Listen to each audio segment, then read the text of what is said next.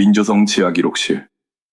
먼지 쌓인 서류 사이에서 아직 마르지 않은 잉크가 발견됐다는 이야기가 퍼지기 시작했습니다. 한쪽에는 엘리자베스 2세의 이름이 적힌 문서가 있었고, 그 곁에는 만년필을 든 카밀라 왕비가 서 있었다고 합니다. 그리고 그 장면을 목격한 사람은 언제나 말보다 행동을 앞세워 오낸 공주였다는 것입니다. 하지만 이 극적인 이야기를 사실로 확인해주는 공식 자료는 없습니다. 그럼에도 사람들은 왜 이 장면을 그토록 쉽게 믿었을까요? 답은 한 장의 유언장보다 더 깊은 곳에 있습니다.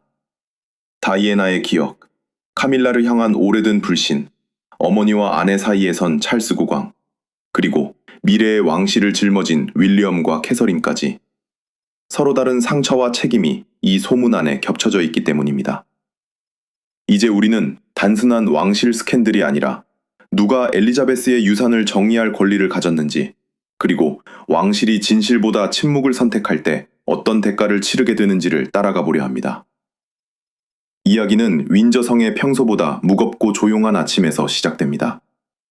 왕실 재산 기록을 점검하기 위한 인원들이 응접실에 모이고 있었지만 앤 공주는 그 자리에 오래 머물지 않았습니다. 엘리자베스 2세의 법률 업무를 가까이에서 보좌했던 전직 비서가 보낸 짧은 연락 때문이었습니다. 공식 장부의 내용과 여왕이 생전에 남긴 뜻 사이에 설명하기 어려운 차이가 있다는 경고였습니다. 앤은 누구에게도 알리지 않은 채 오래된 통로로 향합니다. 한때 왕실 직원들이 사용했지만 지금은 거의 잊힌 길, 축축한 돌벽과 희미한 조명만 남은 통로였습니다. 끝에는 녹슨 철문이 있었고 그 너머에는 오래된 문서와 개인 서신이 보관된 기록실이 자리하고 있었습니다. 먼지가 내려앉은 참나무 선반 사이에서 유독 새 것처럼 보이는 서류철 하나가 그녀의 시선을 붙잡았습니다. 표지에는 2022년 왕실 유언이라는 문구가 적혀 있었습니다. 안에는 비슷해 보이지만 내용이 다른 두 문서가 들어 있었습니다. 하나는 오래된 잉크와 익숙한 서명, 다른 하나는 지나치게 깨끗한 종이와 최근 작성된 듯한 문장이었습니다. 두 번째 문서에는 카밀라의 이름이 여러 차례 등장했고 토지와 보석, 개인 소장품의 배분도 한쪽으로 크게 기울어져 있었습니다. 물론 이 장면은 뒷받침하는 공식 기록은 존재하지 않습니다. 왕실 유언장은 일반인의 문서와 달리 오랫동안 비공개로 봉인되는 경우가 많기 때문에 대중은 실제 내용을 확인하기 어렵습니다. 바로 그 비밀이 상상력을 키웠습니다.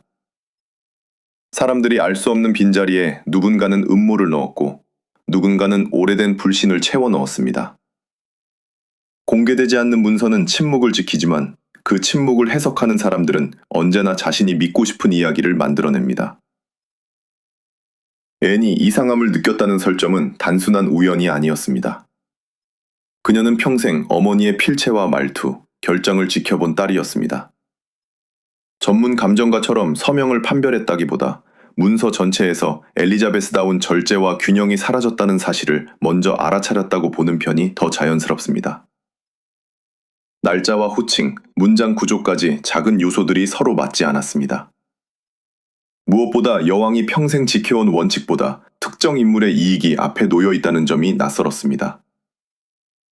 그 순간 복도 너머에서 조용한 발소리가 들렸습니다. 누군가 기록실로 다가오고 있었습니다. 앤은 두 문서를 내려놓지 않은 채 문 쪽을 바라보았습니다. 희미한 빛 속에서 한 사람의 실루엣이 드러났고 손에는 만년필이 들려 있었습니다. 그 인물이 누구인지 확인되는 순간 단순한 기록에 오르는 왕실 전체를 흔들 수 있는 의심으로 바뀌기 시작했습니다. 희미한 빛 속에서 모습을 드러낸 인물은 카밀라 왕비였습니다. 그러나 앤 공주는 곧바로 목소리를 높이지 않았습니다. 그녀는 평생 왕실 안에서 감정보다 절차가 먼저여야 한다는 사실을 배워왔습니다. 만년필 하나와 열린 서류철만으로 누군가를 단죄할 수는 없었지만 그 자리에 존재하는 모든 것이 정상적이지 않다는 직감만큼은 분명했습니다. 앤은 엘리자베스 2세와 필립 공의 외동딸로 태어나 어린 시절부터 의무가 특권보다 앞선다는 교육을 받았습니다. 화려한 말이나 친근한 연출보다 정해진 일을 끝까지 수행하는 태도로 알려졌고 1987년에는 프린세스 로열이라는 칭호를 받았습니다. 오랜 세월 수많은 공익단체를 후원하고 세이브 더 칠드런과 함께 현장을 찾아다닌 경험은 그녀를 궁전안의 상징이 아니라 실제 업무에 익숙한 인물로 만들었습니다. 그녀의 삶에는 경쟁의 긴장도 있었습니다. 승마 선수로 국제대회에 출전했고 1976년 몬트리올 올림픽 무대에도 섰습니다. 한순간의 판단이 결과를 바꾸는 경기장에서 앤은 두려움을 감추는 법보다 두려움 속에서도 정확히 움직이는 법을 익혔습니다. 그래서 이 소문 속에서 그녀가 회의를 소집하지 않고 직접 기록실로 향했다는 설정은 대중에게 이상할 만큼 자연스럽게 받아들여졌습니다. 하지만 앤이 문서에서 본 것은 단순히 어머니의 서명과 닮지 않은 선 몇 개가 아니었습니다. 날짜의 배열이 어색했고 왕실 인물에게 붙이는 호칭도 일정하지 않았습니다. 문장의 어조는 엘리자베스가 평생 사용해온 절제된 표현과 달랐고 특정 인물에게 권한과 재산이 지나치게 집중되어 있었습니다. 앤은 서명을 감정한 것이 아니라 어머니의 판단 방식이 문서에서 사라졌다는 사실을 알아본 것입니다. 카밀라는 감사가 시작되기 전에 자료가 제대로 정리됐는지 확인하러 왔다고 설명했습니다. 앤은 대답 대신 서리철 옆의 펜과 아직 번들거리는 잉크를 바라보았습니다. 침묵은 길지 않았지만 두 사람 사이에는 수십 년 동안 쌓인 왕실의 기억이 놓여 있었습니다. 다이애나를 둘러싼 상처, 찰스의 선택, 대중이 끝내 거두지 못한 의심이 그 좁은 방 안으로 함께 들어온 듯 했습니다. 앤은 그 자리에서 결론을 내리지 않았습니다. 대신 문서의 사본을 확보하고 출입 기록을 확인하기로 마음먹었습니다. 충성심은 누군가를 무조건 믿는 일이 아니라 가장 가까운 사람에게도 같은 기준을 적용하는 것이라고 그녀는 알고 있었습니다. 그리고 이 순간부터 그녀가 지키려 한 것은 한 장의 유언장이 아니라 세상을 떠난 어머니의 이름이 누구의 욕망에도 이용되지 않도록 하는 일이었습니다. 카밀라는 기록실의 차가운 공기 속에서도 최대한 침착한 표정을 유지했습니다. 그녀는 감사가 시작되기 전 문서의 순서를 확인했을 뿐이라고 설명했고 손에 든 만년필도 메모를 위해 가져온 것이라고 말했습니다. 그러나 앤의 시선은 펜이 아니라 그 옆에 놓인 새 문서와 번들거리는 서명에 머물러 있었습니다. 상황은 충분히 의심스러웠지만 아직 누구도 범죄를 입증할 수는 없었습니다. 카밀라의 삶은 언제나 사랑과 비난이 뒤엉킨 이야기였습니다. 오랜 논란 끝에 2005년 찰스와 결혼했고 엘리자베스 2세가 세상을 떠난 뒤 왕비가 되었습니다. 공식 석상에서 그녀는 국왕을 지원했고 독서 장려, 가정폭력 피해자 보호, 골다공증 인식 개선 같은 활동을 이어갔습니다. 어머니와 외할머니가 골다공증으로 고통받았던 개인적 경험은 그 관심을 단순한 의전이 아니라 오래된 책임으로 만들었습니다. 그럼에도 대중의 기억은 쉽게 바뀌지 않았습니다. 다이애나와 찰스의 결혼이 무너지는 과정에서 카밀라의 이름이 반복해서 등장했고 많은 사람에게 그녀는 사랑을 얻은 여성이 아니라 누군가의 자리를 빼앗은 인물로 남았습니다. 시간이 흘러 왕비의 칭호를 얻었어도 공식적 인정과 감정적 수용 사이에는 여전히 깊은 간격이 존재했습니다. 그래서 이 소문은 카밀라를 너무도 손쉽게 어둠 속의 인물로 배치했습니다. 먼지 쌓인 지하실, 열린 유언장, 손에 들린 펜은 그녀의 실제 행동보다 사람들이 품어온 불신을 시각화한 장치였습니다. 누군가는 그녀가 권력을 원했기 때문에 문서를 바꾸려 했다고 믿었고, 또 누군가는 그녀가 어떤 상황에서도 의심받을 수밖에 없는 인물이 되었다고 보았습니다. 앤은 차갑게 물었습니다. 왜 정식 담당자도 아닌 왕비가 봉인되지 않은 문서 곁에 있었는지, 그리고 왜 감사팀이 오기 전에 혼자 이곳을 찾았는지 설명하라고 했습니다. 카밀라는 잠시 침묵한 뒤 엘리자베스가 생전에 몇 가지 사적인 수정을 고민했으며 자신은 그 뜻이 잘못 전달되지 않도록 확인하려 했다고 답했습니다. 그러나 앤에게 서명되지 않은 의도는 최종 유언이 될 수 없었습니다. 완성되지 않은 생각을 누군가 대신 완성한다면 그것은 보호가 아니라 해석이며 해석이 권력과 결합하는 순간 역사는 쉽게 바뀔 수 있었습니다. 그때 입구에 경호원이 나타났지만 카밀라가 괜찮다고 말하자 그는 잠시 망설인 뒤 물러났습니다. 그 짧은 장면이 앤을 더욱 불안하게 만들었습니다. 왕실의 질서는 언제부터 설명보다 지위에 먼저 반응하게 되었는가? 카밀라는 낮은 목소리로 아직 찰스에게 말하지 말아달라고 부탁했습니다. 그것이 죄책감에서 나온 말인지 오해가 모든 것을 무너뜨릴까 두려워한 말인지는 알 수 없었습니다. 다만 앤은 이제 혼자 판단해서는 안 된다는 사실을 깨달았습니다. 그리고 현 국왕이 아닌 미래의 국왕 윌리엄을 먼저 찾아가기로 결심했습니다.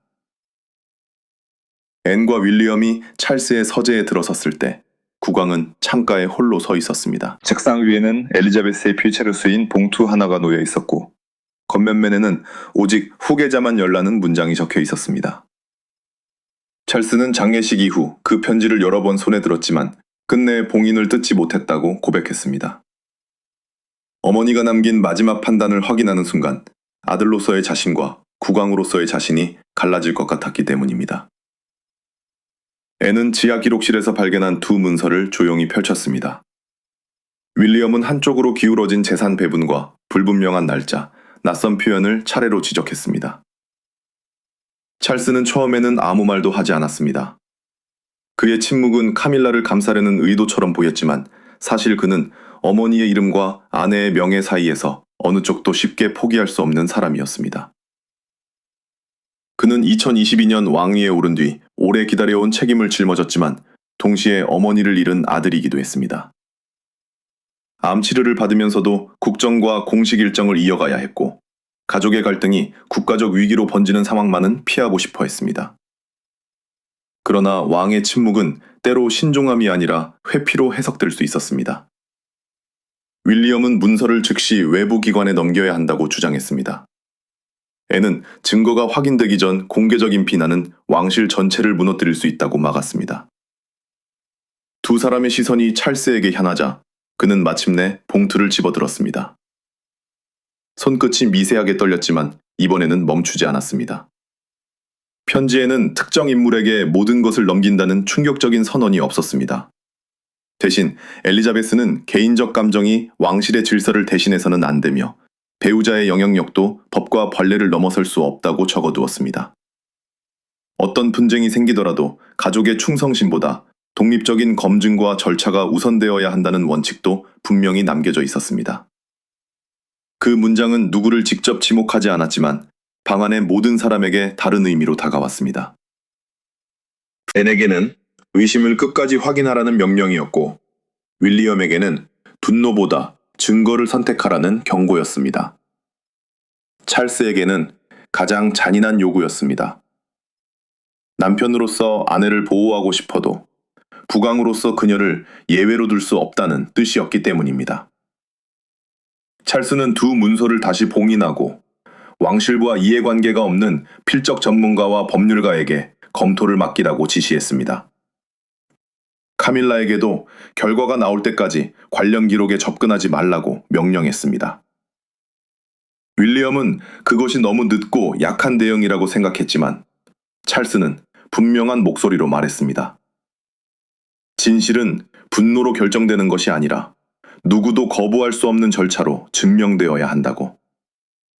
하지만 그들이 방을 나서기도 전에 왕실 공보실에서 긴급 연락이 들어왔습니다. 문제의 문서 일부가 이미 언론사에 전달됐다는 소식이었습니다. 가족 내부의 의심은 이제 왕실 전체의 위기로 번지고 있었습니다. 문서 유출 소식은 왕실 내부의 긴장을 순식간에 외부의 소음으로 바꾸었습니다. 몇몇 타블로이드는 출처가 확인되지 않은 페이지를 엘리자베스 2세의 마지막 뜻이라고 단정했고 방송과 온라인에서는 두 서명을 확대해 비교하는 화면이 쏟아졌습니다. 누군가는 카밀라의 야심을 증명한다고 주장했고 다른 누군가는 왕실 내부의 권력 투쟁이 만들어낸 조작이라고 반박했습니다. 윌리엄은 즉시 공식 대응을 원했습니다. 그는 침묵이 거짓을 키우는 동안 왕실은 또다시 신뢰를 잃을 것이라고 생각했습니다. 그러나 캐서린은 분노한 남편에게 지금 필요한 것은 누군가를 공개적으로 몰아세우는 일이 아니라 검증 과정 자체를 투명하게 보여주는 것이라고 말했습니다. 의혹을 사실처럼 발표하는 순간 그들도 소문을 퍼뜨린 사람들과 다를 바 없어질 수 있었습니다. 캐서린은 최근 몇 년 동안 삶의 불확실성을 누구보다 깊이 경험했습니다. 암 치료와 회복의 시간을 지나며 겉으로 다시 웃는 모습이 곧 완전한 치유를 의미하지 않는다는 사실을 배웠습니다. 그 경험은 그녀에게 판단을 서두르지 않는 힘을 주었습니다. 사람의 약함이 곧 죄는 아니며 두려움 속에서 나온 행동도 증거 없이 악의로 단정해서는 안 된다고 보았습니다. 하지만 그녀 역시 엘리자베스의 유산이 정치적 도구로 이용되는 것을 원하지 않았습니다. 윌리엄과 함께 환경과 주거 문제 같은 현실적 과제를 다루며 미래의 왕실은 혈통만으로 존중받을 수 없다는 사실을 알고 있었습니다. 국민이 요구하는 것은 완벽한 가족이 아니라 잘못이 생겼을 때 책임 있게 대응하는 제도였습니다. 그날 캐서린은 엘리자베스가 생전에 사용했던 브로치를 달고 공식 일정에 참석했습니다. 그것은 카밀라를 겨냥한 공개 선언도 자신이 정통한 후계자라는 주장도 아니었습니다. 다만 과거의 기억을 소유하려는 사람이 아니라 그 책임을 감당하려는 사람이 되고 싶다는 조용한 표현이었습니다. 그러나 대중은 침묵에도 의미를 부여했고 사진 한 장은 곧 새로운 해석과 편가르기의 재료가 되었습니다. 윌리엄은 원본 문서와 조사 절차를 모두 공개하자고 주장했지만 캐서린은 개인정보와 법적 한계를 무시한 투명성은 또 다른 폭력이 될 수 있다고 경고했습니다. 두 사람은 처음으로 같은 목표를 바라보면서도 다른 길을 선택하려 했습니다. 바로 그때 출처를 알 수 없는 두 번째 문서가 언론사에 도착했습니다. 첫 번째 유출본과 일부 문장이 달랐고 누군가 의도적으로 혼란을 키우고 있다는 사실이 드러나기 시작했습니다. 두 번째 문서가 언론에 도착하자 사건은 단순한 유언장 논란을 넘어 왕실의 오래된 상처를 다시 끌어올렸습니다. 사람들은 곧 카밀라와 다이애나를 비교하기 시작했고 찰스의 과거 결혼과 이혼, 그리고 1997년 다이애나의 죽음까지 다시 소환했습니다. 누구도 확인하지 못한 문서 한 장이 수십 년 전의 감정까지 되살리고 있었습니다. 다이애나는 이미 세상을 떠났지만 그녀의 기억은 왕실 안에서 끝나지 않은 질문으로 남아 있었습니다. 윌리엄에게 그녀는 사랑했던 어머니였고 해리에게는 언론과 왕실의 압박 속에서 보호받지 못했다고 느끼는 존재였습니다. 카밀라에게는 아무리 공식적인 역할을 수행해도 완전히 벗어날 수 없는 그림자였습니다. 해리는 해외에서 소식을 접한 뒤 찰스에게 연락했습니다. 그는 문서의 진위보다 더 위험한 것은 가족이 또다시 언론의 서사에 끌려가는 일이라고 지적했습니다. 과거에도 사람들은 한 여성을 천사로 다른 여성을 악인으로 만들었고 그 과정에서 실제 인간의 상처와 책임은 사라졌습니다. 이번에도 같은 방식이 반복되고 있었습니다. 윌리엄은 해리의 개입을 경계했습니다. 가족 문제를 공개적으로 말해온 동생이 또 다른 폭로를 준비하는 것은 아닌지 의심했습니다. 그러나 해리는 자신이 원하는 것은 승리가 아니라 누구도 죽은 사람의 이름을 이용해 현재의 권력을 정당화하지 못하게 하는 것이라고 전했습니다. 두 형제의 대화는 차갑고 짧았지만 처음으로 서로의 분노가 같은 뿌리에서 나왔다는 사실을 드러냈습니다. 한편 앤은 엘리자베스의 개인 기록을 다시 조사했습니다. 예상과 달리 미래의 음모를 정확히 예언한 녹음 테이프는 없었습니다. 대신 여러 해에 걸쳐 남겨진 짧은 메모와 편지 속에서 하나의 원칙이 반복되고 있었습니다. 사람은 실수할 수 있지만 제도는 감정이 아니라 절차로 움직여야 하며 왕실의 이름은 개인의 복수나 야심을 위해 사용되어서는 안 된다는 내용이었습니다. 그 기록은 카밀라를 직접 비난하지도 캐서린을 특별한 후계자로 지명하지도 않았습니다. 그러나 오히려 그 점이 더 강한 의미를 남겼습니다. 엘리자베스가 지키려 한 것은 특정 인물이 아니라 균형과 지속성이었습니다. 앤은 그 문서를 찰스와 윌리엄에게 전달했고 모두가 원하던 명확한 악인과 영웅의 구도가 무너지기 시작했습니다. 그날 밤 독립감정팀의 최종 보고서가 도착했습니다. 오래된 문서는 법적 형식을 갖추고 있었지만 새 문서는 완성된 유언장이라 부를 수 없었습니다.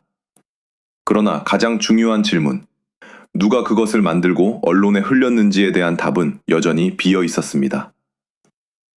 최종 보고서는 모두가 기대한 것처럼 단순한 유죄와 무죄를 제시하지 않았습니다. 오래된 문서는 정식 절차와 형식을 갖춘 유효한 기록으로 판단됐지만 새 문서는 법적 효력을 가질 수 없는 초안에 가까웠습니다. 서명은 엘리자베스의 필체를 흉내낸 흔적이 있었으나 누가 작성했고 어떤 목적으로 보관했는지는 확인되지 않았습니다. 무엇보다 카밀라가 직접 문서를 만들었다고 단정할 증거는 발견되지 않았습니다. 찰스는 조사 결과를 받은 뒤 긴 침묵 끝에 제한적인 공식 발표를 승인했습니다. 왕실은 기존의 합법적 문서만을 따르며 엘리자베스의 개인 기록과 재산 관리 절차를 독립적으로 재검토하겠다고 밝혔습니다. 또한 확인되지 않은 자료를 이용해 특정 인물에게 권한을 부여하거나 명예를 훼손하는 일은 허용하지 않겠다고 강조했습니다. 국왕은 가족을 보호한다는 이유로 진실을 늦추는 순간 그 침묵이 오히려 더 큰 의혹을 낳을 수 있음을 인정해야 했습니다. 카밀라는 왕비의 지위를 유지했지만 의혹이 완전히 사라진 것은 아니었습니다. 그녀는 자신이 아무리 공식 업무와 자선 활동을 이어가도 과거의 기억에서 자유로울 수 없다는 사실을 마주해야 했습니다. 앤 역시 직감이 언제나 진실을 의미하지는 않는다는 점을 받아들였습니다. 충성심은 의심을 끝까지 추적하는 힘이지만 증거가 부족할 때 멈출 줄 아는 절제이기도 했습니다. 윌리엄은 즉각적인 공개와 처벌을 원했던 자신의 분노를 돌아보았습니다. 미래의 국왕에게 필요한 것은 가장 큰 목소리가 아니라 불편한 결과까지 견디는 판단력이었습니다. 캐서린은 누구를 승자나 패자로 만들기보다 왕실이 같은 실수를 반복하지 않도록 절차를 바꾸는 데 집중해야 한다고 말했습니다. 해리 역시 멀리서 가족의 상처가 다시 하나의 상품처럼 소비되는 모습을 지켜보며 침묵과 폭로 사이에 또 다른 길이 필요하다는 것을 깨달았습니다. 결국 문제의 문서를 언론에 흘린 사람이 누구인지는 밝혀지지 않았습니다. 그러나 그보다 더 불편한 진실은 이미 드러나 있었습니다. 사람들은 증거가 없는데도 카밀라가 어두운 기록실에서 펜을 들고 있는 장면을 너무 쉽게 믿었습니다. 그것은 한 사람의 행동에 대한 판결이 아니라 왕실이 오랜 세월 쌓아온 불신에 대한 판결이었습니다. 엘리자베스가 남긴 진짜 유산은 보석과 성, 왕관에 있지 않았습니다. 그것은 개인의 감정보다 원칙을 앞세우고 권력보다 진실을 지키며 침묵이 신뢰를 파괴하기 전에 책임을 선택해야 한다는 약속이었습니다. 왕실이 살아남을 수 있는지는 완벽함이 아니라 그 약속을 다시 지킬 용기가 있는지에 달려 있었습니다.